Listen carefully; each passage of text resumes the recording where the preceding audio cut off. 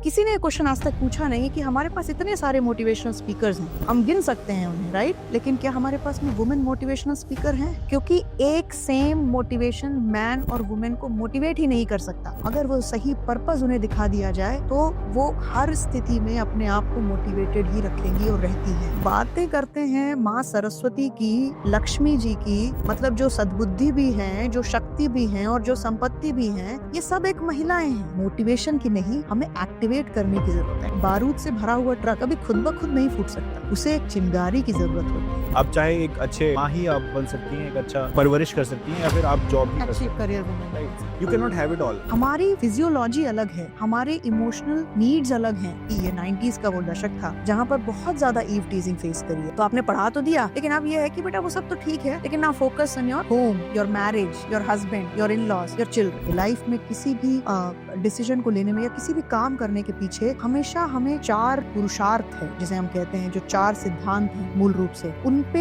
हमेशा गौर करना चाहिए। वो है women are expected to keep everything above herself. कि जब लड़का बड़ा हो रहा होता है, हम उसे कहते हैं बेटा पढ़ लिख के कुछ बन जा, अपने पैरों पे खड़े हो जा, तो हम लड़कियों से एक्सपेक्टेशंस क्यों नहीं रखते? क्या 60 साल पहले तक भी वुमेन को लोन नहीं दिया जाता था जब तक कोई मेल आकर के एज अ गारंटर साइन ना करे? She was not allowed to take a loan, she was not allowed to open an account. Laxmibai का भी एग्जांपल दे। बिल्कुल दिया जाता है। और रानी लक्ष्मीबाई ने क्यों उनके बारे में बात किया जाता है? आपने बहुत अच्छा एग्जांपल कोट किया। जब अंग्रेजों ने उन पे अटैक किया तो उन्होंने अपने बच्चे को बचाने के लिए और अपनी सल्तनत को बचाने के लिए बच्चे को पीठ पे पीछे बांध करके भी उन्होंने लड़ाई करी। क्या था वहाँ? मोटिवेशन था, क्या एक्टिवेशन था, पर्पस था। और ये है जरूरत। तो ये एग्जाम्पल्स हमें कोट करना है। हमें सिर्फ वुमेन को ब्यूटिफाई नहीं करना है कि मंजिल मिलेगी भटक कर ही सही, गुमराह तो वो है जो घर से कभी निकले ही नहीं। दोस्तों, आप सभी ने एक फ्रेज सुना होगा कि हर सफल पुरुष के पीछे एक महिला का हाथ होता है। और मुझे लगता है कि जब आप इस फ्रेज को बहुत ध्यान से परखते हैं, समझते हैं और आज के परिवेश में इसे थोड़ी सी आज के मूल धारणाओं से जोड़कर देखते हैं, तो इसकी परिभाषा आपको इससे उलट मिलेगी। ये अपने आप में पूर्ण सत्य नहीं है कि हर सफल पुरुष के पीछे एक महिला का हाथ होता है, बल्कि पूरी कहानी ये है कि आप जब भी आप किसी ऐसे किरदार को देखते हैं, किसी ऐसे चमकते सितारे को देखते हैं, जिनके शिल्पकारों में सबसे अग्रगण्य आप एक महिला को पाते हैं, पर वो ऐसा इसलिए नहीं है कि वो ऐसा चाहती हैं। शायद वो इसलिए कि हमने इस समाज की कुछ मान्यताएँ ऐसी हैं जो उनके ऊपर थोप दी, या फिर कुछ ऐसी चीज़ें हैं जो हमने उनसे एक्सपेक्ट किया कि वो अपने को पीछे रखकर बाकी सारी चीज़ों को प्रायोरिटाइज़ करें। और ऐसे में हमने पुरुषों के लिए तो खुला आसमान छोड़ा, नए उड़ान छोड़े, लेकिन महिलाओं के हिस्से शायद वो चीज़ें नहीं आ पाईं जो एक पुरुष ने अपने ज़िंदगी में वो चीज़ों को एक्सपीरियंस किया। एक दौर चल पड़ा है मोटिवेशनल स्पीकर्स का। इन सभी मोटिवेशनल स्पीकर्स में महिलाएं कहाँ हैं? आज हमारे साथ Mansi Rao US, north US से जुड़ी हैं हमारे बीच। She is a holistic healer, a professional business mindset coach. पूरी टीम के साथ स्वागत करते हैं। मानसी राव, आपका बहुत-बहुत स्वागत है। Thanks for being here. Thank you so much Ashutosh. पहले तो क्यूडोस टू यू कि आपने इतना बेहतरीन इंट्रोडक्शन दिया कि शायद मैं अपने बारे में भी अगर खुद बोलने जाती तो इतना अच्छा नहीं बोल पाती। तो thank you so much for all the love, all the respect what you have given. Yes, हम इसके बारे में बहुत दिनों से चर्चा कर रहे थे, तो चलिए स्टार्ट करते हैं।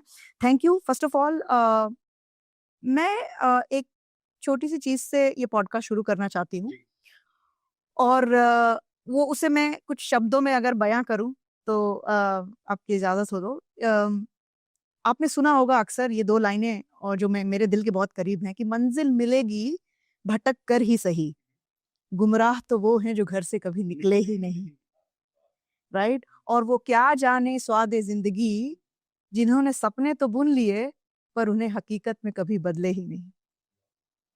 और यही विडंबना है हमारे हमारे देश की। आपने एक बहुत बहुत ही इम्पोर्टेंट क्वेश्चन से स्टार्ट किया इस पॉडकास्ट को, और मैं बहुत खुश हूँ और अप्रिशिएट करती हूँ, क्योंकि किसी ने क्वेश्चन आज तक पूछा नहीं कि हमारे पास इतने सारे मोटिवेशनल स्पीकर्स हैं, हम गिन सकते हैं उन्हें, राइट? लेकिन क्या हमारे पास में वुमेन मोटिवेशनल स्पीकर हैं? हाँ, हमारे पास लाइफ कोचेस हैं, हमारे पास हीलर्स हैं, लेकिन क्यों एक महिला स्टेज पे खड़े होकर के उसी जोश के साथ में और उसी पूरी हिम्मत के साथ जुटा करके ये नहीं बोलती कि चलिए उठिए, खड़े होइए, लड़िए, मैदान में आइए, जब हम बात करते हैं किसी महिला को इस तरीके से पोर्ट्रे करते हैं कि she is the one who is behind this successful that successful person, जब उस महिला के अंदर इतनी पोटेंशियल है, तब ये सवाल आपके लिए कि महिलाओं को क्या मोटिवेशन की आवश्यकता है? क्योंकि जो समाज को इस स्तर पर लेकर जा सकती हैं, जो इतनी काबिलियत रखती हैं, क्या सच में उन्हें मोटिवेशन की आवश्यकता है? नहीं है।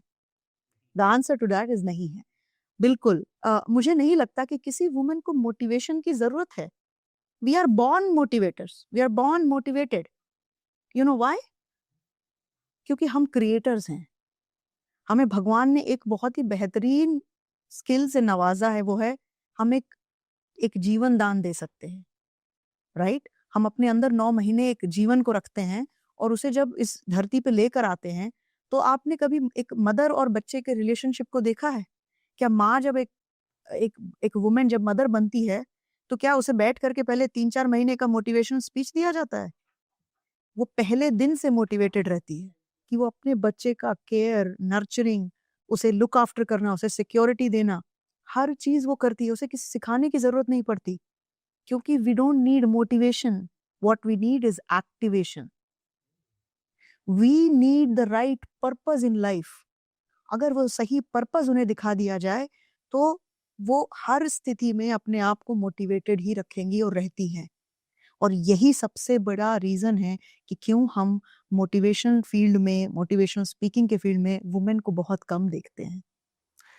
अ, आपकी लाइफ में ऐसी कौन-सी महिला है जिसने आप ये मुझे ऐसा लगता है कि आपकी लाइफ में भी एक टर्निंग पॉइंट आया होगा, आपकी भी एक जर्नी रही होगी। But we have one role model, हम सबकी लाइफ में एक हमारे कुछ ऐसे रोल मॉडल्स होते हैं या फिर हमारे कुछ जहाँ से माइंडसेट हमारा चेंज होता है, तो the game changing point. I want you to please elaborate that और दैट पर्सनैलिटी जिसने बहुत बड़ा चेंज लाया आपकी लाइफ में। बहुत बहुत ज़बरदस्त क्वेश्चन आपने किया और मुझे बहुत पसंद है ये चीज़ कि मैं हमेशा चाहती हूँ कि लोग मुझसे पूछें कि आप कैसे मोटिवेटेड रहते हैं या आपने कैसे मोटिवेशन की जर्नी में स्टार्ट किया? तो ये बात आप सही कह रहे हैं आशुतोष। ग्रोइंग अप मेरे पास में कोई रोल मॉडल ही नहीं था। एक ही रोल मॉडल थी और वो थी किरण बेदी जी। क्योंकि उस वक़्त डिजिटल मीडिया या डिजिटल अवेयरनेस या एक्सपोज़र इतना नहीं था। हम न्यूज़पेपर पढ़ते थे और आस-पास में बातें करते थे और वहीं से जो आता था वो आता था। लेकिन मैं हमेशा खोजती थी कि हम बातें करते हैं माँ सरस्वती की, लक्ष्मी जी की, मतलब जो सद्बुद्धि भी हैं, जो शक्ति भी हैं और जो संपत्ति भी हैं, ये सब एक महिलाएँ हैं। लेकिन जब मैं एक मनुष्य रूपी महिला की बात करती हूँ, तो मेरे पास रोल मॉडल ही नहीं है। और तब मैं देखती थी किरण बेदी जी को।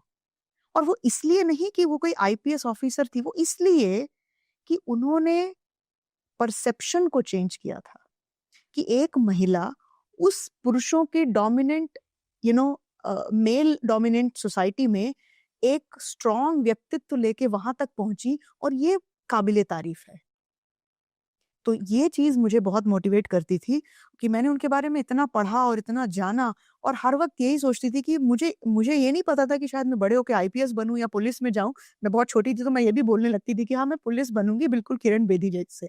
लेकिन आई थिंक उसके पीछे ये था कि मैं उससे उनसे कनेक्ट कर पाती थी और आज यही एक चीज़ है। लेकिन आज हमारे पास में ऐसी बहुत सारी महिलाएँ हैं जो बहुत आगे भी वो बढ़ी हैं। जैसे आप प्रियंका चोपड़ा को देख लें, आप इंदिरा नूई को देख लें। राइट? इन्होंने Priyanka Chopra is a inspiration on its own, not just at the women front but across India.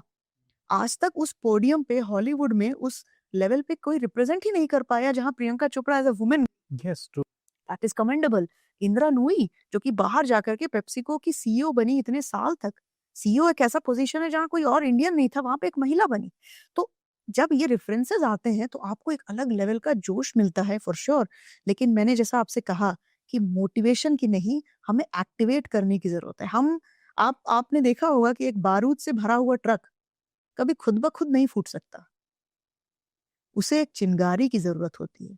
अगर वो चिंगारी दे दी जाए किसी महिला को, तो वो अपने आप सशक्त हो जाती है और उसे ही एक्टिवेट करने की ज़रूरत है, उसे पर्पस दे दीजिए बस आप। और हमारी सबसे बड़ी चैलेंज वहीं से शुरू होती है। मैं अगर देखूँ तो मैं आपने एक और क्वेश्चन मुझसे किया कि अम, आप कैसे इस फील्ड में आई और आपको क्यों लगा कि ये होना चाहिए? तो मैं थोड़ा-सा आपको पीछे लेके जाना चाहती हूँ अपने बचपन में। मैं जिस फैमिली से आती हूँ बहुत एजुकेटेड फैमिली है। मेरे फादर गवर्नमेंट ऑफिसर रिटायर्ड हुए, मेरे ग्रैंडफादर वाज़ इन रेलवेज़। तो काफ़ी घर में एजुकेशन का माहौल था।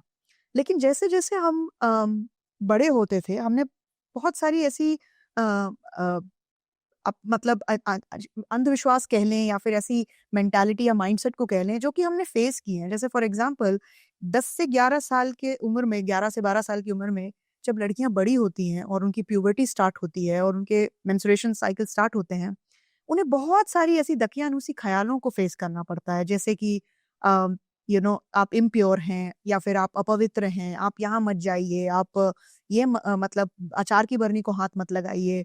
तो मेरा कहना इसमें, मैं उस कंट्रोवर्सी में तो नहीं जाना चाहती कि ये सही है या गलत, बट मेरा सिर्फ़ एक क्वेश्चन है कि कभी इस इस सिचुएशन में हर इंसान को अपने आप को रख के देखना चाहिए कि आप 11-12 साल की उम्र में आपको ये कह दिया जाए कि आप ये मत करो, आप वो मत करो, आप इम्प्योर हो, उसकी कॉन्फिडेंस की क्या अहमियत रह जाती होगी, करेक्ट? आपने वो सुना तो होगा एक मूवी में तारे ज़मीं पर, जहाँ पर आमिर खान उस बच्चे के फादर से बात कर रहे होते हैं और उससे कहते हैं कि अगर आपको साउथ अफ्रीका में किसी गाँव में अगर आपको पेड़ को काटना होता है तो कभी काटते नहीं हैं। महज़ लोग उसके चारों तरफ खड़े हो जाते हैं और उसे बुरा-भला कहते हैं और वो पेड़ खुद ब खुद मर जाता है। पर यही चीज़ हम अपनी बच्चियों के साथ भी करते हैं। हम उन्हें ऐसी-ऐसी दकियानूसी अंधविश्वासों में डाल देते हैं कि अब उनके पास उनका कॉन्फिडेंस तो ऑलरेडी लूज़ हो गया।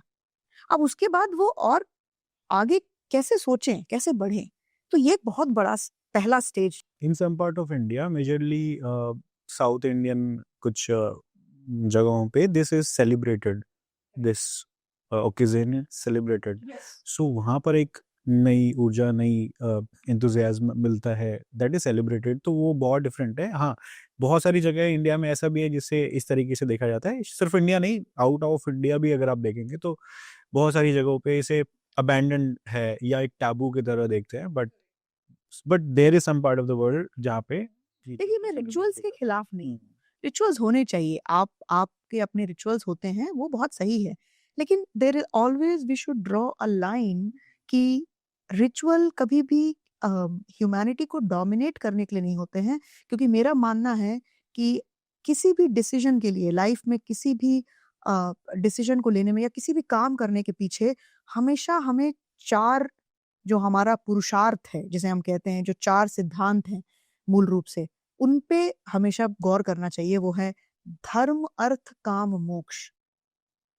कोई भी रिचुअल हम बनाते हैं, कोई भी ट्रेडिशन हम बनाते हैं या फिर कोई भी हम ऐसा काम ऐसा करते हैं, हमेशा हमें इन चीज़ों को ध्यान रखना चाहिए। और धर्म का मतलब यहाँ पे रिलिजन से नहीं है। धर्म रिलिजन नहीं है। हम कहते हैं ना कि माँ-बाप की सेवा करना हमारा धर्म है, चाहे फिर वो आप किसी भी रिलिजन से आते हों, हर रिलिजन में माँ-बाप की सेवा करना एक धर्म है। सच बोलना एक धर्म है, ऑनेस्ट रहना एक धर्म है। और इसीलिए हर हर स्थिति को, हर डिसीजन को इन 4 तराजुओं में तौलना चाहिए। और धर्म, अर्थ, काम, मोक्ष इसको बेसिस बना के चलना चाहिए। आप मुझे बताइए कि क्या हम ऐसे रिचुअल्स को या ऐसी चीज़ों को हमें बढ़ावा देना चाहिए जिससे हम वुमेन को एम्पावर कर रहे हैं, अपलिफ्ट कर रहे हैं, या उन्हें वापस पीछे धकेल रहे हैं? और इसमें कुछ इम्प्रोवाइज़ेशन भी हुए हैं।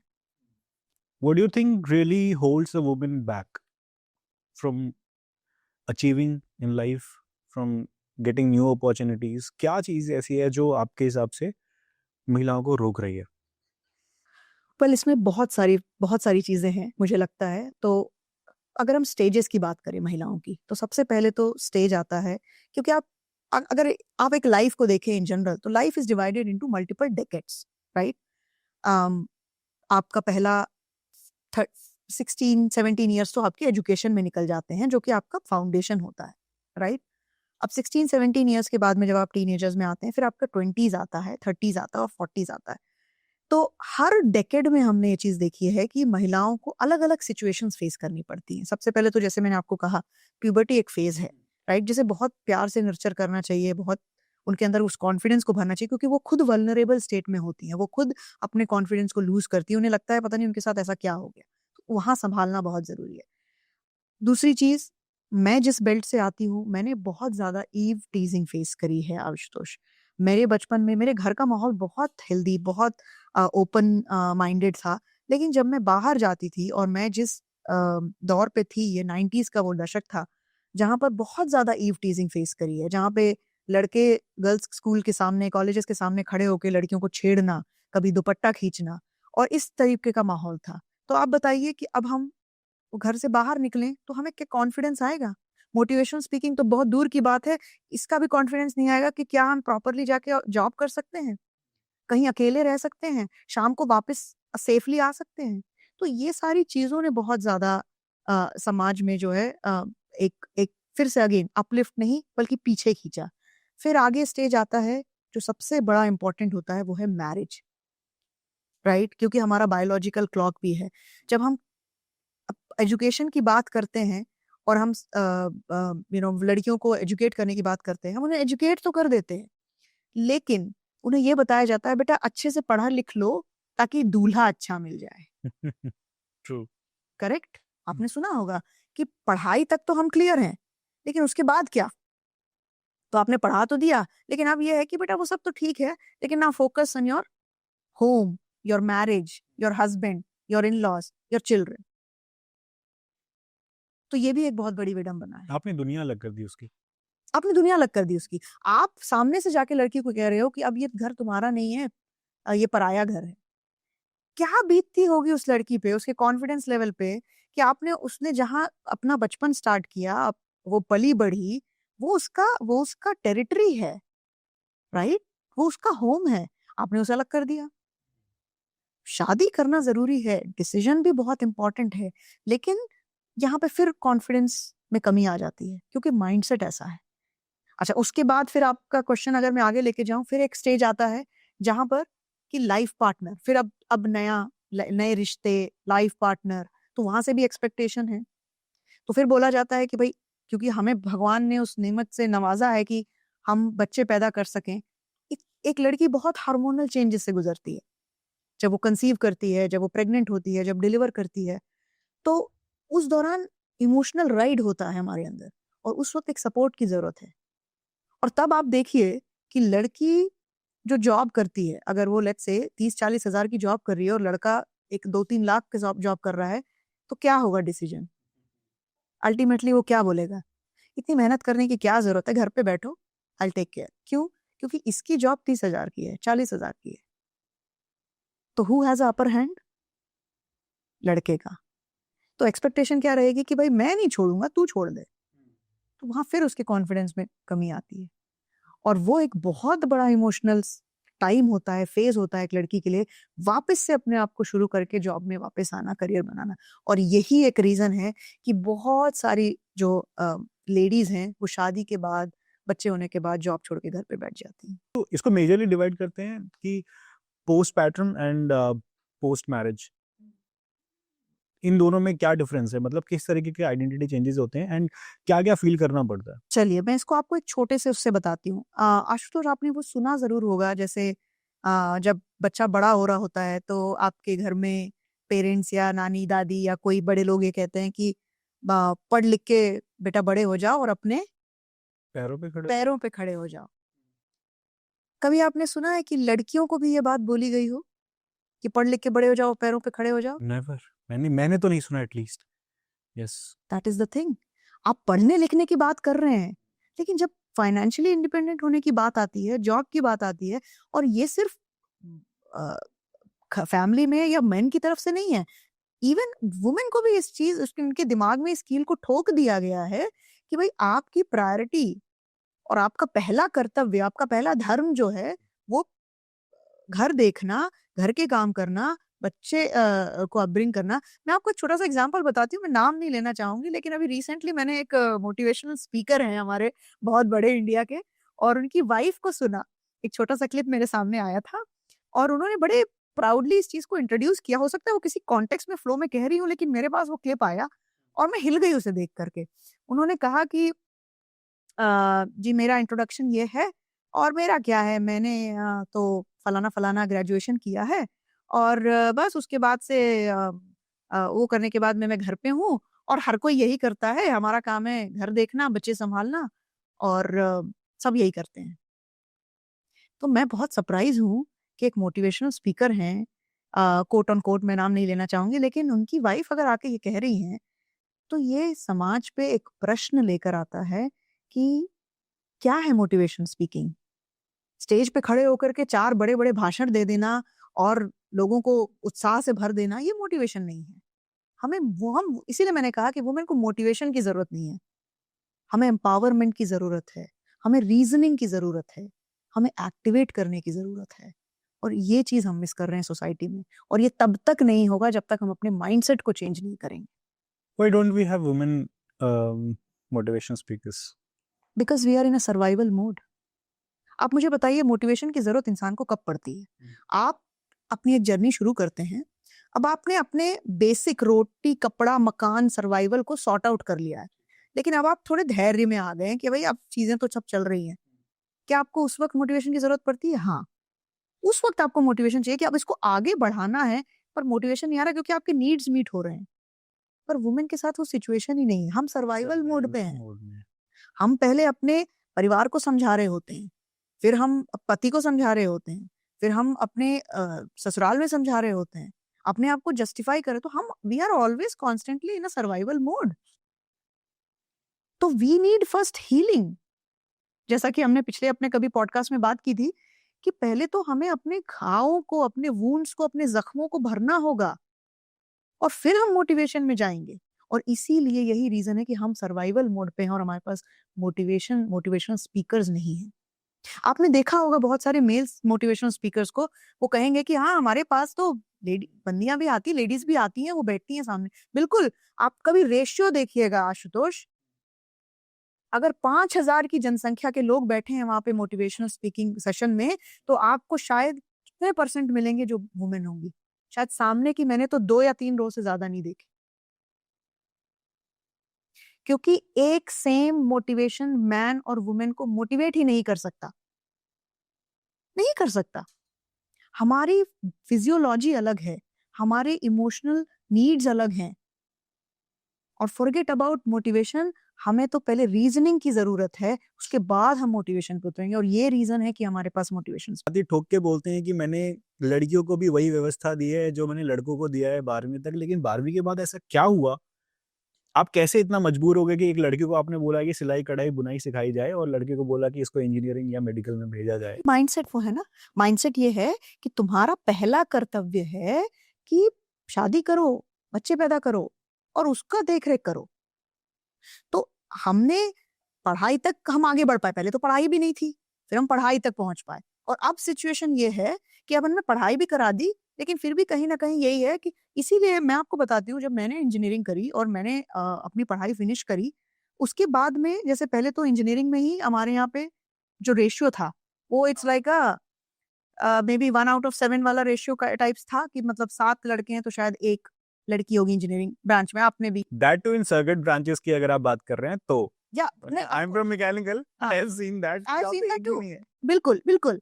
और उसके बाद क्या हुआ, जब मैं जॉब में गई, वर्कफोर्स में गई, तो मैंने देखा वो रेशियो एकदम से घट के 50% पे आ गया।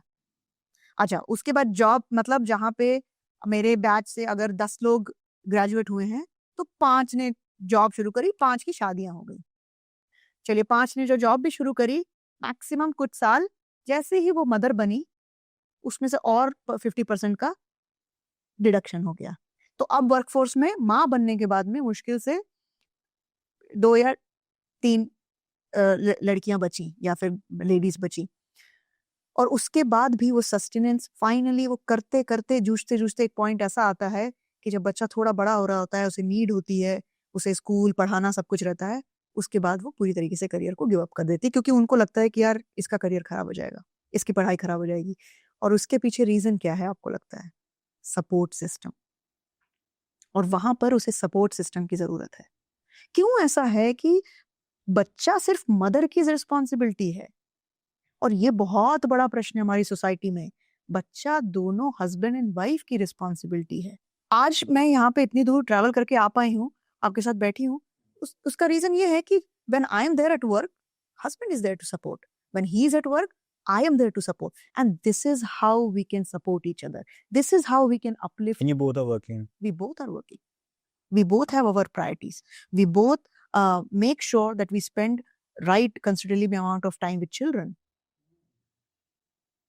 ये बच्चा सिर्फ माँ की जिम्मेदारी नहीं है. So this comes from the support system of the family. Absolutely. Absolutely. और मैं आपको एक और बहुत प्यारी बात बोलती हूँ. आई थिंक ऊपर वाले ने मुझे बहुत शिद्दत से नवाजा है शायद. मुझे सबसे बड़ा जो सपोर्ट सिस्टम है वो है मेरे इन-लॉज. Really? और मैं बहुत प्राउडली इस चीज को बोल सकती हूँ कि जब मेरी शादी हुई और मैं पहली बार मदर बनी, मुझे लगा कि मेरा करियर खत्म. अब तो मुझे सिर्फ यही देखना है, क्योंकि यही आसपास में था. और थोड़ा बहुत जनरेशनल ट्रॉमा भी होता है. तो मदर को जो उनकी मदर ने बताया, उनको जो उनकी मदर ने बताया, वो मेरी मदर ने भी बताया कि बेटा ठीक है, अभी तक तो पढ़ाई वढ़ाई कर ली, जॉब वॉब कर लिया, लेकिन अब तुम एक मदर हो, अब तुम इसको थोड़ा ध्यान रखो और देखो अगर कुछ दिनों तक जॉब भी छोड़नी पड़े तो. यहाँ तक भी उन्होंने कहा. और मैं भी उस चीज को मैंने भी बहुत वो लिया, क्योंकि जब आपकी फिजिकल बॉडी में इतना चेंजेस होता है, आपके सामने आपका बच्चा है, आप सब भूल जाते हो. आप सिर्फ उसी पे फोकस करते हो. और मैंने भी वही किया. लेकिन उसके बाद मेरी मदर इन लॉ ने एक बार आई और मुझसे पूछा कि बेटा जॉब कब से स्टार्ट करोगे. और मैंने कहा कि मैं कैसे जॉब कर सकती हूँ, तो छोटा बच्चा मेरे पास है, उसे कौन देखेगा. तो उन्होंने कहा कि बेटा बच्चे को इस वक्त देख रेख की जरूरत है और हम सब यहाँ पर हैं, लेकिन याद रखना आपके आपके पेरेंट्स ने, आपने इतनी मेहनत करी है यहाँ तक पहुंचने के लिए, इसे जाया मत होने दो. क्या तुम्हारी जगह, उन्होंने मुझे ये एग्जाम्पल दिया कि तुम्हारे जगह अगर ये जो प्रिविलेज है वो उनके बेटे को उनको मिला होता, तो क्या वो घर पे बैठ जाते? नहीं बैठते ना. तो फिर ये वुमेन से क्यों एक्सपेक्ट किया जाता? और ये बहुत बड़ा सपोर्ट सिस्टम है. इस तरीके से हम समाज में बदलाव ला सकते हैं. यही चीज मैंने शुरुआत और में यही हम फंसते हैं. हाँ, हम यही फंसते हैं. एग्जैक्टली यही चीज शुरुआत में भी मैंने कोट की थी कि women are expected to keep everything above herself. Yes. This is the expectation and it comes from the family itself, right? आपसे डिस्कशन हो रहा था, आपने बोला women can have it all, right? हम जब बात करते हैं, अगर सोसाइटी में अगर आप देखें तो either a woman can have a thriving career और a wonderful career, या फिर वो एक अच्छी होम मेकर हो सकती हैं, या फिर एक दृष्टिकोण ये भी आता है सोसाइटी में जब कहा जाता है कि an ambitious woman is थोड़ा सा इरिटेटिंग होती हैं, थोड़ा सा गुस्सैल किस्म की उनका स्वभाव हो जाता है. तो समाज ने कभी भी एक्सेप्ट ही नहीं किया कि it can be a multi dimensional बातचीत हो सकती है. जैसे पुरुषों को बहुत ज़्यादा रहता है कि नहीं यार, ये वो बाहर का काम भी कर लेगा, ये थोड़ा इधर भी कर लेगा, बट वुमेन के साथ ऐसा नहीं है. आइदर दिस और आइदर दैट. आप चाहे एक अच्छे माँ ही आप बन सकती हैं, एक अच्छा परवरिश कर सकती हैं, या फिर आप जॉब ही कर अच्छी सकती करियर वुमेन हैं. बन सकती. You cannot have it all, but I think you I have done it all. yes, you have done it all. And definitely मैं ये तो नहीं कहूंगी कि मैं वहां पहुंच गई जहां मुझे पहुंचना चाहिए था, लेकिन एब्सोल्युटली मैंने अपने लाइफ में जो छोटा मोटा अर्न किया है और जो सक्सेस पाई है, उसमें मुझे लगता है कि मैंने 20 साल एक इंडस्ट्री में काम किया है. अपने करियर को, अपनी लाइफ को, अपनी पर्सनल लाइफ को, अपने करियर को, दोनों को एक साथ संभाला है. I am a mother of 2 children as well. और मैं इस चीज को इंश्योर करती हूँ कि मैं इस चीज को अपनी बेटी में भी और अपने बेटे में भी पास ऑन करूँ. कि और यहीं पर सबसे बेसिक प्रिंसिपल्स की बात आती है कि a woman can have it all. और ये जो आपने कहा ना कि या either you can have this और दैट, और इसीलिए आजकल आपने सुना होगा कि बहुत ज्यादा कॉन्सेप्ट बढ़ रहा है DINKs. Right. Double income, no kids, हाँ. डिंक्स. राइट. तो ये एक बहुत कॉमन चलन है. और आपको क्या लगता है कि आज से कुछ डेकेड्स पहले हमने ये चीज सुनी नहीं थी, कुछ जनरेशन पहले ये कॉन्सेप्ट ही नहीं सुना था. वो इसलिए क्योंकि अब ये चैलेंज ये हो रहा है कि women wants to be a mother, लेकिन उसके साथ में आने वाली रिस्पॉन्सिबिलिटी वो ले नहीं पा रही, वो ले नहीं सकती, क्योंकि it is impossible for a women to do so many things, क्योंकि उसके बॉडी में इतने चेंजेस होते हैं जब वो कंसीव करती है, फिर बच्चे की रिस्पॉन्सिबिलिटी, और आपसे आपका वर्क प्लेस एक्सपेक्ट करता है you work as if you have no kids, and आपका मदरहुड आपसे एक्सपेक्ट करता है कि you take care child as if you have no career. And that is the very alarming situation. और इसीलिए women उसको गिव अप कर दे रही है। नहीं, मैं जॉब कर रही हूँ, मैंने बहुत स्ट्रगल देखी है, अब मैं आराम से एंजॉय अपनी लाइफ करना चाहती हूँ। क्योंकि जब आप सबके लिए जाते हो, आपको सपोर्ट सिस्टम की जरूरत पड़ती है। और मैं एक इंटरव्यू देख रही थी इंदिरा नूई का, उन्होंने ये चीज कही कि मैंने किया है, she has done it all. She was become a mother, and she was successful CEO of a great prominent organization, mother of two. And she said in another interview that you can have it all, but only with the support system around you. Support system which comes from a man, support system which comes from the parents, in-laws, आस-पास के लोग, और ये सब मिल करके आपको help करते हैं। तब हम एक प्रॉपर चैनल बना पाएंगे, एक पोडियम बना पाएंगे वुमेन के लिए, to sustain, to grow, to flourish. Do you think दो सिनेरियो है हमारे पास, एक we have home maker woman and we have women with a good bright career, वो अच्छे से अपने प्रोफेशनल करियर में है, बहुत अच्छे से अर्न कर रही हैं सब कुछ। यू थिंक दो फैमिली है, फैमिली में हस्बैंड है या चिल्ड्रन है, क्या आप बता सकती हो कि वो चिल्ड्रन ज़्यादा रिस्पेक्टफुल फील करते हैं for that mother who is a working, या फिर वो मदर जो घर पे हैं और शायद उनका जो एफर्ट है वो विजिबल नहीं है लोगों को? तो हाँ, ये हमने एक कैटेगरी बना दी है आशुतोष की, stay at home mom and working mom. ये एक कैटेगरी है। अपेरेंटली हमने ये एक ब्रीड बना दिया है कि ये दो कैटेगरीज हैं। क्या लिखा रहता है क्या? कुछ हमारे अलग अंग निकल जाते हैं जब हम वर्किंग होते हैं या फिर स्टे एट होम होते हैं। आपने कभी मैन के लिए चीज सुनी है, stay at home dad and a working working dad? Dad, never. यहाँ तो मॉम की बात हो रही है ना। तो ये आप टाइप कास्ट करना देखिए। तो मैं पहले तो जो लेडीज घर पे हैं उनको मैं एक चीज बोलना चाहती हूँ, दो छोटी पंक्तियों से, कि परों को खोल, जमाना उड़ान देखता है, और जमी पे बैठे बैठे क्या आसमान देखता है। अगर आपको वाकई में सही वुमेनहुड को एक्सपीरियंस करना है तो आप फाइनेंशियली इंडिपेंडेंट होइए। और ये लग्जरी नहीं है, ये आपकी नेसेसिटी है। जैसे मैंने आपसे पहले भी कहा कि जब लड़का बड़ा हो रहा होता है, हम उसे कहते हैं बेटा पढ़ लिख के कुछ बन जा, अपने पैरों पे खड़े हो जा। तो हम लड़कियों से एक्सपेक्टेशंस क्यों नहीं रखते? क्या वुमेन को बेसिक नीड्स की जरूरत नहीं है? वो उसकी भी बेसिक नीड्स हैं। वो कपड़े चाहिए, खाना चाहिए, सर्वाइवल चाहिए, घर चाहिए, रहना चाहिए। तो हम आदमी से एक्सपेक्ट करते हैं कि वो फाइनेंशियली इंडिपेंडेंट हो, फिर वुमेन से क्यों नहीं करते? आई थिंक इसका ना एक और पैरेलल है इसमें, I will like to join that also. एक कॉन्वर्जेशन मेरी हुई थी कभी, मुझे याद आ रहा है, I had one of my good friends, तो शी सेड मी कि आशुतोष घर पे ऐसे ऐसे बात हुई है, एंड उनके कुछ अपने रिश्तेदार हैं जिन्होंने बोला कि she was working that time, and रिश्तेदारों से जब बात हुई उनके पापा की, सो दे सेड कि क्या करती है बच्ची आपकी, अभी जॉब वॉब कर रही है शायद? उन्होंने हाँ अभी कर रही है जॉब, फिलहाल अभी ज्वाइन की। कहते हैं कि अभी आप बताइएगा मत कभी किसी को, अभी आप आगे रिश्ते विश्ते की बात करेंगे, ये मत कहिएगा कि जॉब करिएगा, ये कोई तैयारी वैयारी कर रही है।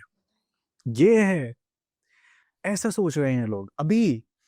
एक दो साल इस जनरेशन यस और इस एरा में। यस, तो ये चीज है। तो आप देखिए फिर this is being independent, financially independent, किसी आपके लिए ये चीज कहीं आपके अगेंस्ट ना चले आपके जाए। अगेंस्ट हो गई है ये चीज अचानक से, कि कैसे एक वुमेन इंडिपेंडेंट हो गई है। और सिर्फ ये केस नहीं, मेरे और भी अच्छे अच्छे ऐसे दोस्त हैं जिन्होंने फेस किया है।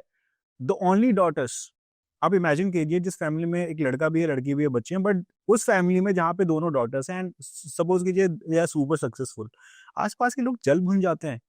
हाउ दीज टू डॉटर्स या फिर दीज सिंगल डॉटर इतनी सक्सेसफुल कैसे हो सकती है? मतलब नजरिया ही नहीं है, एक्सेप्टेंस ही नहीं है सोसाइटी में इस चीज को लेकर। बिल्कुल। और वो बिल्कुल, और वो उसी उसी चीज को हमें माइंडसेट को चेंज करने की जरूरत है आशुतोष। लेकिन मैं एक छोटा सा एग्जांपल आपको देना चाहती हूँ। ये भी again quote on quote one of the motivational speaking session में मैं सुन रही थी। एक मोटिवेशनल स्पीकर ने कहा कि जब आप एक मैन को मोटिवेशन स्पीच देते हैं तो आप बताते हैं प्रभु श्री राम के बारे में कि मर्यादा पुरुषोत्तम है, और अर्जुन के बारे में, और बड़े बड़े उनको जो है मोटिवेशनल कोट करते हैं।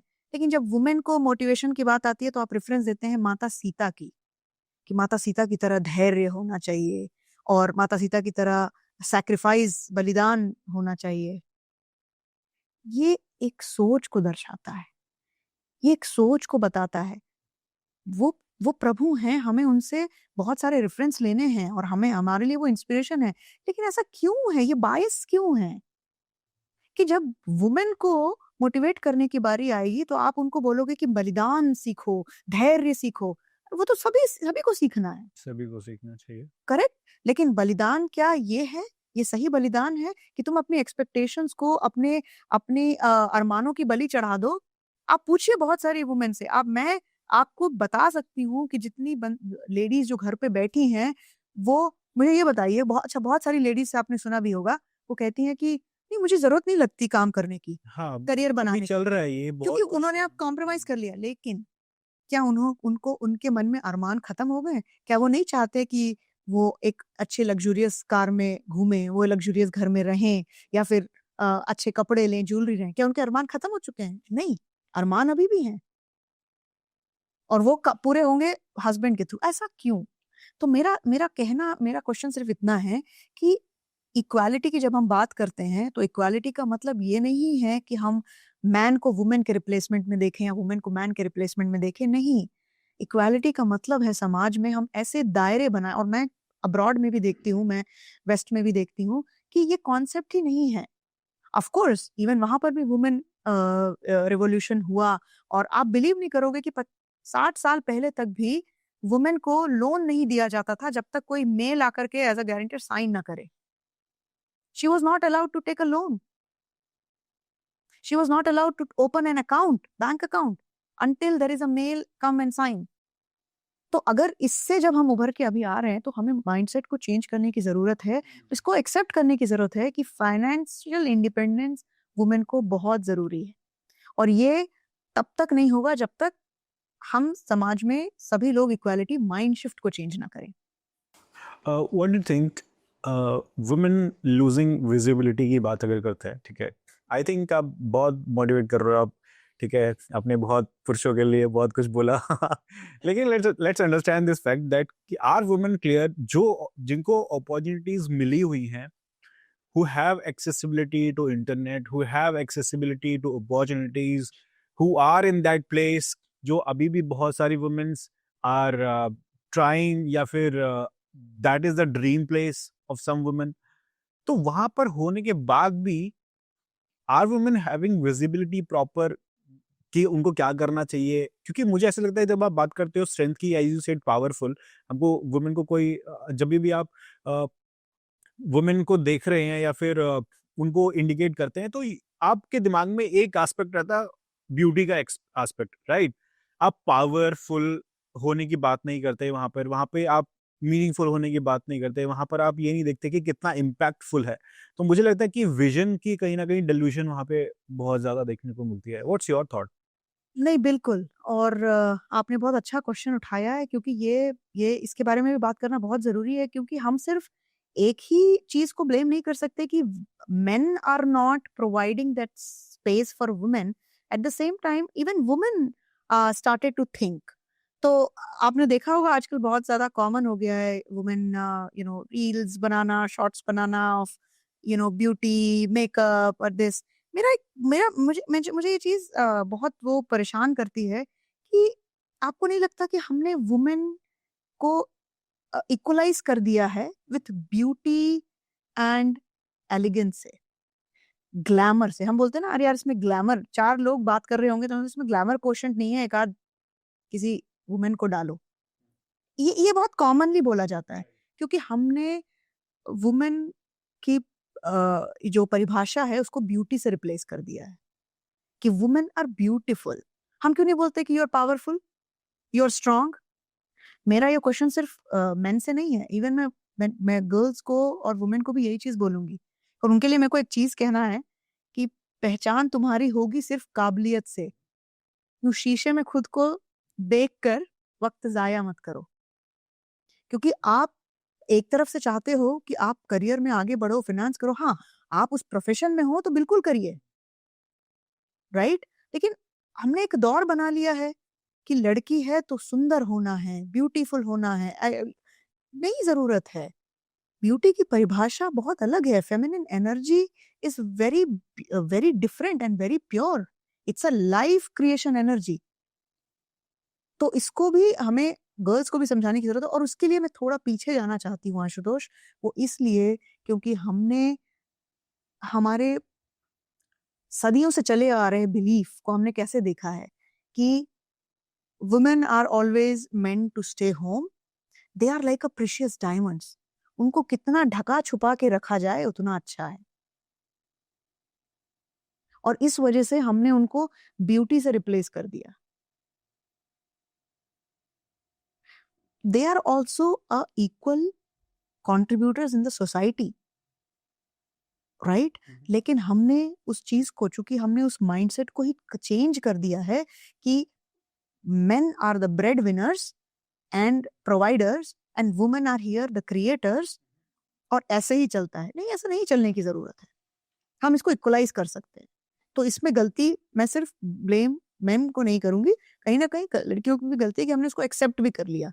लेकिन फिर ये भी है क्वेश्चन कि हम क्यों एक्सेप्ट किया? क्योंकि हमें ऐसा ही क्रिएट किया गया, ऐसा ही सिचुएशन दिया गया सदियों से। तो मैंने जैसे कहा ना कि जब वुमेन को मोटिवेशनल स्पीच की बारी आती है तो हम सीता माता की एग्जांपल देते हैं। नहीं, बहुत जगह रानी लक्ष्मीबाई का भी एग्जाम्पल देते हैं। बिल्कुल दिया जाता है। और रानी लक्ष्मीबाई ने क्यों क्यों क्यों उनके बारे में बात किया जाता है? उनको आपने बहुत अच्छा एग्जांपल कोट किया। क्या उनको मेरे से मोटिवेशन की जरूरत थी? जब अंग्रेजों ने उन पे अटैक किया तो उन्होंने अपने बच्चे को बचाने के लिए और अपनी अपनी सल्तनत को बचाने के लिए बच्चे को पीठ पे पीछे बांध करके भी उन्होंने लड़ाई करी। क्या था वहां? मोटिवेशन था क्या? एक्टिवेशन था, पर्पस था। और ये है जरूरत।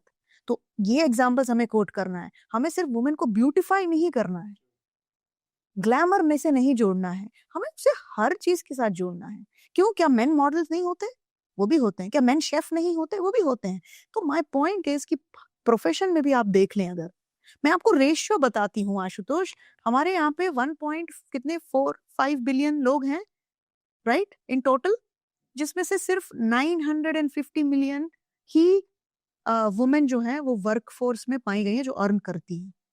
Isn't it a huge gap? क्या उनको उनको बेसिक नीड की जरूरत नहीं है? रोटी, कपड़ा, मकान, सर्वाइवल नहीं चाहिए? फिर वो फाइनेंशियली इंडिपेंडेंट क्यों नहीं है? और आप मुझे ऐसा बता दीजिए घर जहाँ पे लड़के को ये चीज बोली जाती है कि it's okay, you you be a stay at home father.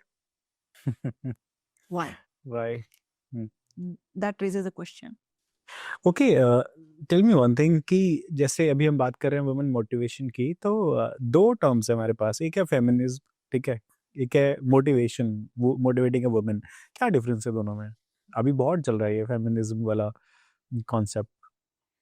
And बहुत इसके आड़ में, हालांकि मैं इसको ऐसा नहीं बोल रहा कि this is not good, this should not be there, but इसके आड़ में बहुत सारी चीजें ऐसी भी हो रही हैं that should not happen, right? और आई थिंक आप जो इंडिकेट कर रहे हो, रिसेंटली हमने कुछ एक दो इंसिडेंसेस ऐसे सुने जहां पर men has committed suicide because of the abuse and assault from women, right?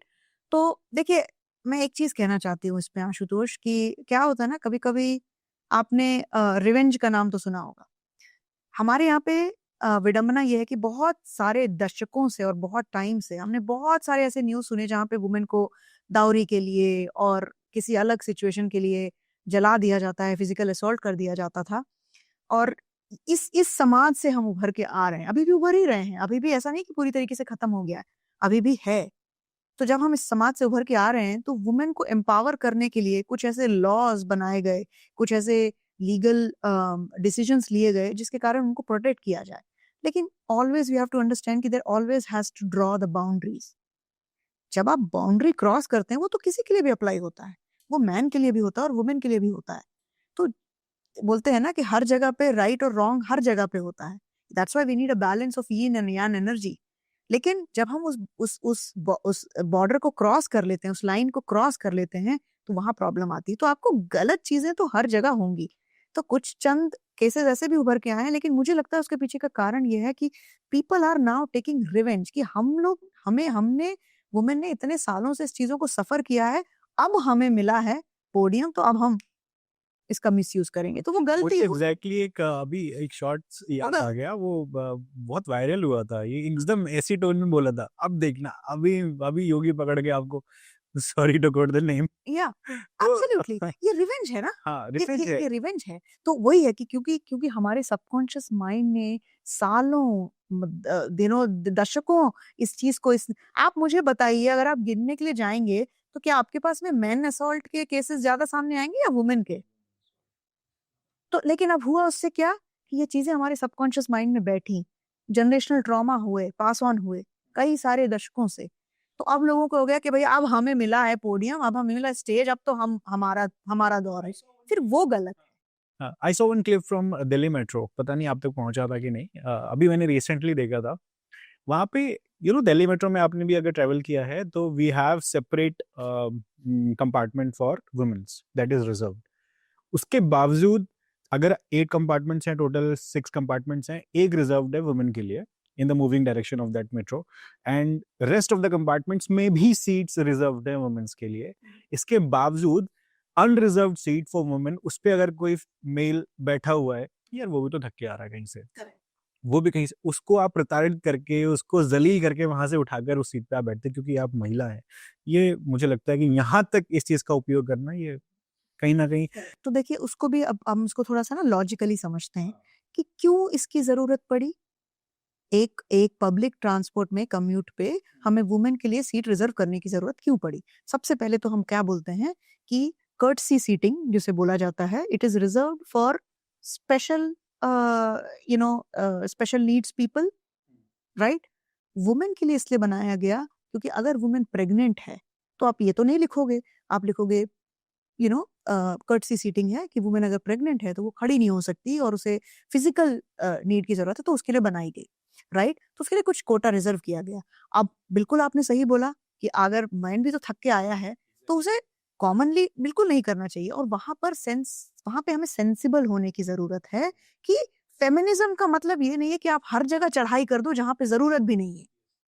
हम यहाँ पे समाज में इक्वालिटी की बात कर रहे हैं, कोई भी किसी को डोमिनेट नहीं करना है, और इसी किसी के बेस को बना कर ही हम आगे ग्रो कर सकते हैं। और मुझे तो ये लगता है कि being from Indian, right, as an Indian, हमारे पास सबसे स्ट्रॉन्ग जो चीज, हमारी जो धरोहर है, वो है हमारे वैल्यू सिस्टम्स। हमें सिर्फ एक छोटा बदलाव करने की जरूरत है, क्योंकि आप अपने पुराणों में देख लीजिए, क्या आप कभी भी, आपने माइथोलॉजिकल सीरियल्स तो देखे होंगे, आपने उसमें वुमेन की परिभाषा, वेशभूषा देखी है? कितने हम ओपनली रहते थे कि उनकी वेशभूषा में कोई सर पे कपड़ा लेने का या फिर कोई था क्या चलन? नहीं था। फिर बीच में ऐसा क्या हुआ? कहीं कुछ गड़बड़ हुआ, उनके साथ में चीजें हुई, तो हमें उन्हें स्पेशल प्रिविलेजेस देने पड़े। तो उसका मिसयूज नहीं करना है। तो याद रखिए कि फ्रीडम कम्स विथ रिस्पॉन्सिबिलिटी। आप अगर उसको मिसयूज करने लगोगे तो वो तो किसी के लिए भी गलत है। तो ये मेरा उस पे कहना है कि अनफेयर है।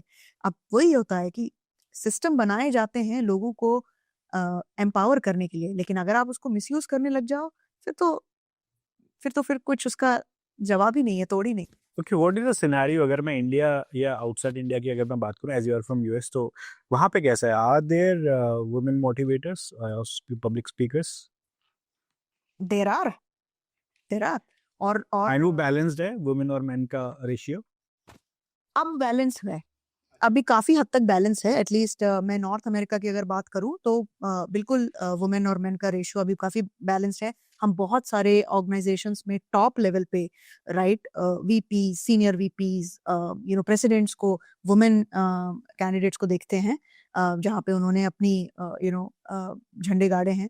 तो लेकिन हमारे यहाँ पे वो रेशियो अभी भी पीछे है, बट हाँ, वेस्ट में काफी हद तक वुमेन आगे आई हैं, बहुत सारे मोटिवेशन स्पीकर्स भी हैं, और सिर्फ वो वुमेन को मोटिवेट नहीं करती, वो मेन और वुमेन दोनों को मोटिवेट करती है। ओके, एक एक बहुत अच्छा सवाल मैं आपसे जरूर, मैं स्टार्टिंग में करना चाह रहा था लेकिन let me quote it hair.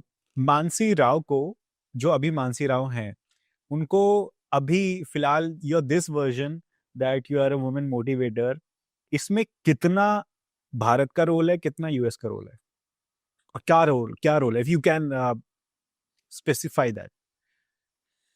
देखिए हम बहुमुखी प्रतिभा के धनी हैं, इस बात को मैं मानती हूँ क्योंकि हमने एक अच्छी चीज हमारे साथ में है ना, हम बड़े ही बहुत हम ज्योग्राफिकली बहुत सही जगह पे प्लेस्ड हैं। हमारी जो धरोहर है, हमारे जो वैल्यू सिस्टम है, हमारी जो सदियों से आ रही प्रिंसिपल्स हैं, ये इतने स्ट्रांग हैं कि अब वेस्ट जो है इनको सीखना चाह रहा है। वो वेस्ट सीख रहा है। वो पीछे पड़ा हुआ है कि बड़ों को झुकना क्या होता है, नमस्ते का मीनिंग क्या होता है, और हमें जैसे हमारे यहाँ पे ह्यूमिलिटी सिखाई जाती है, झुकना सिखाया जाता है, राइट, बो डाउन करना सिखाया जाता है, उनके पास वो कॉन्सेप्ट ही नहीं था, अब वो सीख रहे हैं, राइट। तो ये हमारे पास एक बहुत बड़ी धरोहर है, वैल्यू सिस्टम है। लेकिन हम क्या कर रहे हैं, हम जा रहे हैं, we are looking up to west, हम उधर से चीजें वो कर रहे हैं। जैसे आज आप देखिए कि वुमेन के लिए भी multiple dating is a very common thing. Very common. Making a physical relationship with more than 3-4 main is a very common thing. क्योंकि ये हो कहीं ना कहीं समाज में ये बहुत गलत धारणा बढ़ रही है कि अगर मुझे एक लाइफ पार्टनर चूज करना है तो पहले मैं टेस्ट ड्राइव लेके देखूंगी। टेस्ट ड्राइव नहीं लेके देखना है, क्योंकि वो गाड़ी है, यहाँ इमोशंस इन्वॉल्व हैं, और ऐसा कर करके आप अपनी मोस्ट ऑस्पिशियस फेमिनिन एनर्जी को खो देते हो। किसी के आपको डोले अच्छे लगते हैं, किसी के आपको बॉडी अच्छी लगती है, किसी का जॉब अच्छी लग रही है, किसी के परिवार अच्छा लग रहा है, तो ऐसे कितने हो गए।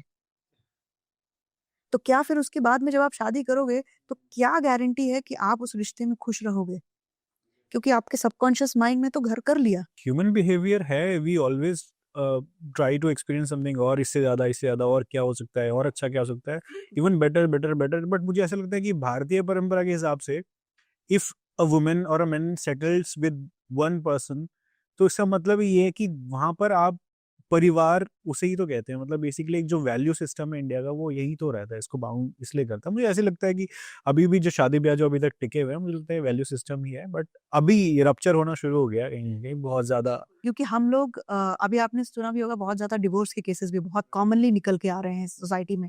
और उसका सबसे बड़ा कारण ये है आशुतोष, मुझे लगता है कि हम शादी और डिवोर्स को एक सिंगल ब्रेथ में बात करते हैं। ये वही बात हो गई कि अगर आप बाजार से कोई एक कप ड्रेस खरीद के लाएं, और अगर वो फिट नहीं हो तो आपके पास ऑप्शन है कि मैं इसे जाके एक्सचेंज कर सकती हूँ। शादी के साथ ऐसा नहीं होता, right, because you are talking about marriage and divorce in a single breath. Again, फिर मैं वही कहूंगी कि आपको डिवोर्स समाज में एक इक्वालिटी लाने के लिए, वुमेन को जिसके कारण दहेज की प्रथा और बहुत सारे फिजिकल असॉल्ट जो होते थे, उससे बचाने के लिए एक सिस्टम को बनाया गया। अब आपने उन सिस्टम को चर्न करके यूज करना शुरू कर दिया है। तो again you did not set the boundary, you did not draw the line. आपने रिस्पॉन्सिबिलिटी को मिसयूज करना स्टार्ट किया। एंड यही सबसे बड़ा रीजन है। हमारे पास ये धरोहर है, हमारे हम परिवार, बड़े लोग होना, बच्चे होना, 3 जनरेशन हमारे यहाँ बड़ा कॉमन है। लेकिन आप एक चीज देखिएगा आशुतोष, मैं आज आपके पॉडकास्ट में कह रही हूँ कि आज से 2 डेकेड पहले जो हमारे यहाँ पे बहुत कॉमन हुआ करता था, any Tom Dick and Harry can, job कर लिया, शादी कर ली, बच्चे किए, माँ बाप की सेवा करी, बच्चों को बड़ा किया, उनको जॉब में डाला, ये बहुत कॉमनली हो रहा था। अब मैं आपसे बता रही हूँ, आज से दो डेकेड के बाद में सबसे बड़ा चैलेंज इस जनरेशन के लिए ये नहीं होगा कि पैसे कैसे कमाना है या अर्न कैसे करना है, फाइनेंशियली इंडिपेंडेंट कैसे होना है। पता है उनके पास सबसे बड़ा चैलेंज क्या होगा? रिलेशनशिप को सस्टेन करना, relationship with partner, relationship at the work place, relationship with your self. ये उनकी सबसे बड़ी चैलेंज होगी, क्योंकि हमने वैल्यू सिस्टम्स को खोना शुरू कर दिया, क्योंकि we are looking up to west. तो मेरी अपील तो यही रहेगी कि अपने वैल्यू सिस्टम को संभाल के रखिए। So okay, let me ask you one question, बहुत ही इंटरेस्टिंग है ये कि we have Mansi Rao today with us in India. आप 3 महीनों के फॉलोअप के बाद आप आज इंडिया में आज हमारे बीच उपस्थित हैं। लेकिन मैं जब ये देखता हूँ कि कुछ ऐसी महिलाएं जिनको आवश्यकता होगी शायद मानसी राव की यहाँ पे इंडिया में, बट वो उनके लिए अवेलेबल नहीं है, वो सेशन नहीं कर सकती, अभी कल नहीं कर पाएंगी, परसों नहीं कर पाएंगी, उनको प्लान करके आना पड़ेगा। तब मुझे ऐसा फील होता है कि इंडिया में बहुत सारे ऐसे टैलेंट हैं जो बाहर जाते हैं, और फिर इंडिया का ब्रेन ट्रेन की हम लोग बात करते हैं।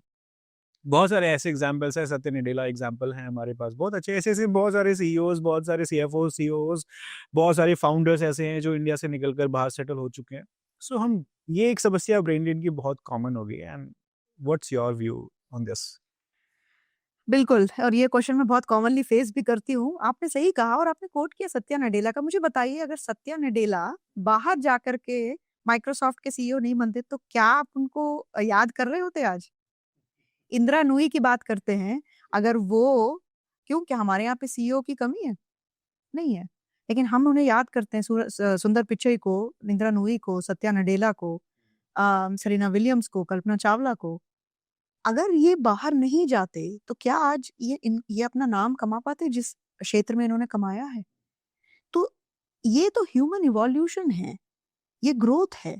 खलील जिब्रान ने एक बहुत अच्छी बात कही है कि we either grow in life और वी डिके। हम या तो जिंदगी में आगे बढ़ते हैं और या सड़ते हैं।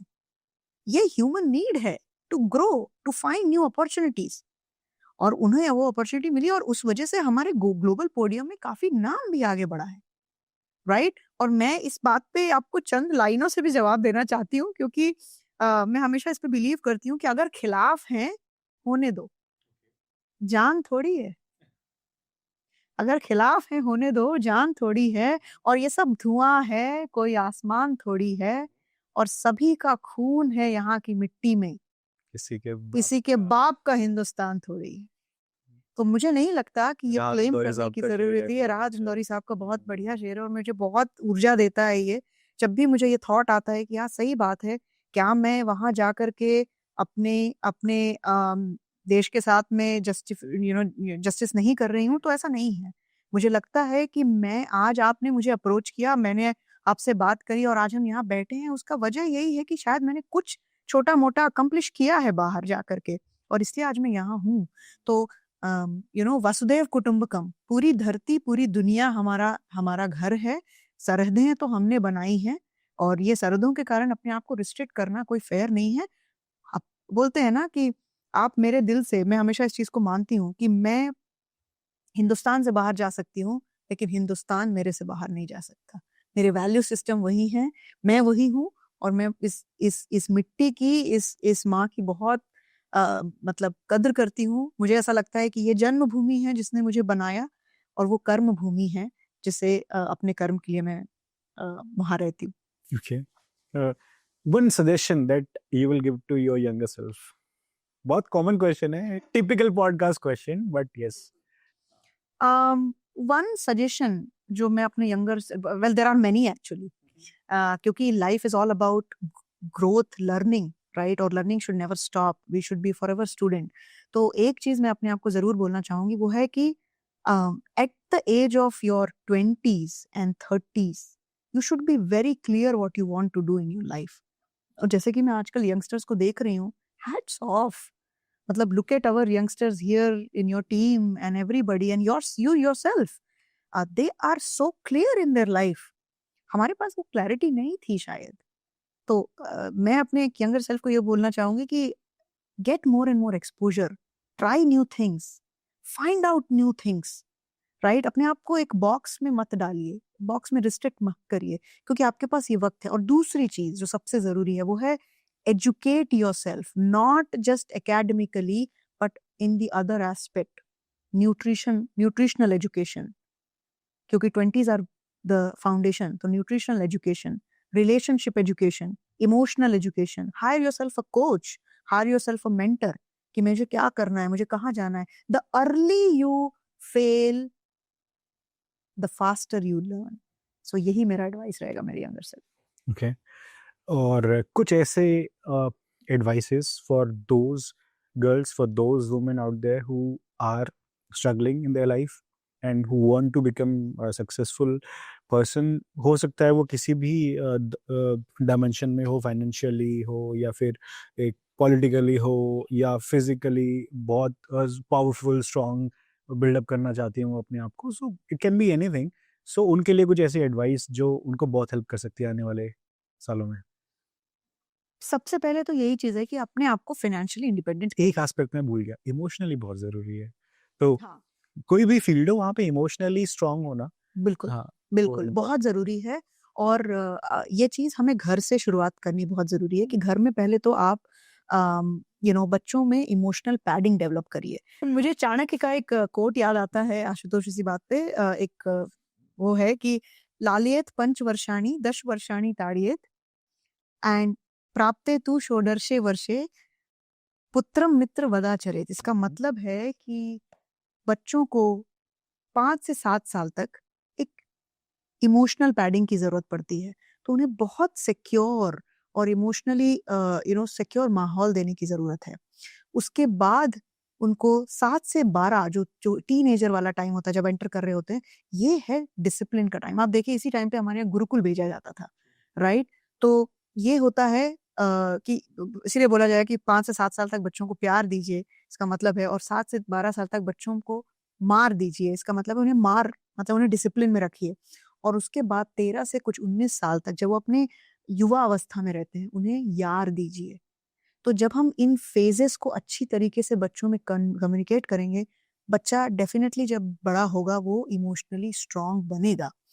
और हम ही तो है ना बड़े होकर के फिर बिग ह्यूमन बीइंग्स बनते हैं। तो ये फेजेस लाइफ के बहुत जरूरी हैं, बट हम गलतियां बहुत करते हैं। हम बच्चों को बचपन में मारना शुरू कर देते हैं, डांट डपट देते हैं, जहाँ पे हमें उन्हें सिखाना है थोड़ा फर्म रहना है। मैं मारने और डांटने के बिल्कुल पूरी तरीके से खिलाफ हूँ, लेकिन फर्म होना बहुत जरूरी है। और जब उनके युवा अवस्था आता है, कितने बच्चे हैं आजकल टीनेजर जो अपने पेरेंट्स से डिस्कस ही नहीं करते, क्योंकि वो डिस्कस किससे कर रहे हैं? पेरेंट से। पेरेंट एक रिलेशनशिप में है और बच्चे जो है वो डेट कर रहे हैं मल्टीपल लोगों को, वो किस मुंह से बताएंगे?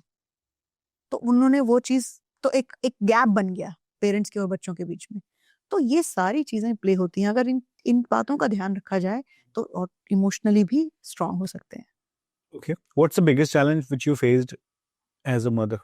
Biggest challenge as I face as a mother, Raising two kids. Yes, तो जो मुझे लगता है कि वो ये है कि again the the principles what we have cultivated over the time in the society, that I feel at times guilty when I'm at work. I feel that maybe I'm not doing justice with my children. It happened at some time when my children were very young, but then I trained myself कि ये बिल्कुल गलत होगा सोचना, क्योंकि मैं जिस वक्त जिस चीज में हूँ, मैं क्या अपना 100% वहां दे रही हूँ। और that is how you create a balance. और ये तभी होता है जब आप मल्टी थॉट्स लेकर आते हैं, आप नेगेटिव थॉट्स लेकर आते हैं। और उसके लिए मैं कुछ मेडिटेशन एक्सरसाइजेस करती हूँ, मैं ब्रेथ वर्क करती हूँ, मैं हीलर भी हूँ। तो ये सारी चीजों ने मुझे बिल्कुल संभाल के रखा है कि जब मैं जिस चीज के साथ हूँ, if I am at work I am 100% there, if I am at with my children I am 100% there. और यहाँ पे मुझे फैमिली का बहुत सपोर्ट मिलता है। तो मुझे ऐसा गिल्ट एक फैक्टर हुआ करता था, बट नॉट एनी मोर। अभी के टाइम में ना मतलब बहुत सारी ऐसी वुमेन्स भी हैं, बहुत सारी ऐसी महिलाएं हैं जो कुछ अपने अपने जगहों पर रहकर कुछ ना कुछ चीज़ें शुरू करना चाहती हैं, एक चेंज लाना चाहती हैं, उसके ऊपर काम कर रही हैं। And they phase one prominent challenge कि क्या कहेंगे लोग, है ना? परिवार वाले भी, आस पड़ोस वाले भी, मोहल्ले, देश विदेश सब जगह से क्या कहेंगे लोग, बिल्कुल, सबसे बड़ा रोग, क्या कहेंगे लोग, क्या कहेंगे लोग। इस पर आप क्या कहेंगे? मैं इसका जवाब सिर्फ 4 लाइनों से कहना चाहती हूँ कि जरा कामयाब होने दे मुझे दोस्त, मेरे दिन भी बदल जाएंगे, और वो 4 लोग जो मेरे बारे में बातें करते हैं खुद ब खुद मेरे पीछे चले आएंगे। तो आप स्टार्ट करिए, जहां हैं वहां से स्टार्ट करिए। और जब आप सक्सेसफुल होते हैं ना, तो वही लोग पहले आपके बारे में बातें करते हैं, पीठ पीछे हंसते हैं, आपकी एग्जाम्पल्स देते हैं। लेकिन जब आप सक्सेसफुल हो जाते हैं, आपको सक्सेस मिल जाती है, वही आपका इंस्पिरेशन बन करके आपके बारे में एग्जाम्पल भी देना शुरू कर देते हैं। तो इस बात को ध्यान रखिए। I think this is a beautiful closure for this podcast. So I wish you thanks for joining us on this podcast. और बहुत अच्छे इंसाइट्स आपसे मिले and we are very thankful for that. And I hope हमारे सारे listeners को ये conversation बहुत अच्छा लगेगा। And thank you for being here once again. And मैं अपने लिसनर्स को एक छोटी सी बात कहना चाहता हूँ कि एज वी डिस्कस्ड, अगर मैं पूरे पॉडकास्ट के बारे में एक छोटी सी चीज़ जो मैं यहाँ से लेकर जा रहा हूँ अपने साथ, और यही चीज़ मैं सुनता हुआ भी आया हूँ 2-3 जगह अगर मैं कोट करूँ, जैसे गीता का एक श्लोक है जिसमें बहुत अच्छे से बताया गया है कि वही चीज़ जो गीता में मैंने पढ़ी, वही चीज़ मैंने बुद्ध के भी कॉन्वर्सेशन में देखा जो उन्होंने आनंदा के साथ किया। गीता में मैंने देखा कि वहाँ पे लिखा हुआ है कि उद्धरेदात्मात्मानम, यानी कि वहाँ से उन्होंने ये कोट किया कि आप अपने लिए खुद ही मोटिवेशन बनते हो, राइट? वही चीज बुद्धा ने भी अपने डिसिपल्स को ट्रांसफर किया। मतलब कि आनंदा बुद्धा के बहुत बड़े डिसिपल थे, वो रिलेशन में भी थे, उनके अपने कुछ शायद कजन थे, है ना? तो इतने सालों डिसिपल होने के बाद भी उनको एनलाइटमेंट नहीं मिला। इसका मतलब ये है कि आपको गुरु के पास रहने से, वहां बैठने से एनलाइटमेंट नहीं मिलता। It's when you travel inside yourself. आप अपने भीतर झांकते हैं और उसको एनालाइज करते हैं, तब आपको एनलाइटमेंट मिलती है। तो उन्होंने भी उनको एक गुरु ज्ञान दिया, अपदीपो भव, यानी कि आप अपने प्रकाश स्वयं बनिए। यस। तो it's you only who can make a change. तो आप जहां पर भी, आपने ऐसे क्लोजिंग स्टेटमेंट दिया, जहां पर भी हैं शुरुआत करिए, यू कैन स्टार्ट जहां पे भी आप पर्पस हैं, फाइंड जैसे भी करिए, हैं, पर्पस फाइंड पर्पसफुल करिए। एक्शन लीजिए, बिल्कुल, आपको कभी भी मोटिवेशन नहीं आएगा। नहीं आएगा। आप पर्पस ड्राइए, जैसे ही आप पर्पस लेकर के आते हैं आप। और एक इस बात में एक छोटी सी बात याद आ गई कि जब भूख लगती है तो क्या आप मोटिवेशन ढूंढते हैं या फिर खाना प्रिपेयर करते हैं? या तो आप खाना बनाते हैं, ऑर्डर करते हैं, या किसी से रिक्वेस्ट करते हैं कि बना दीजिए। करेक्ट? बस यही यही सबसे बड़ा है कि आप पर्पस ढूंढिए, आप नीड ढूंढिए, आपको अपने आप मोटिवेशन आ जाएगा। आपको मोटिवेशन ढूंढने की जरूरत नहीं है।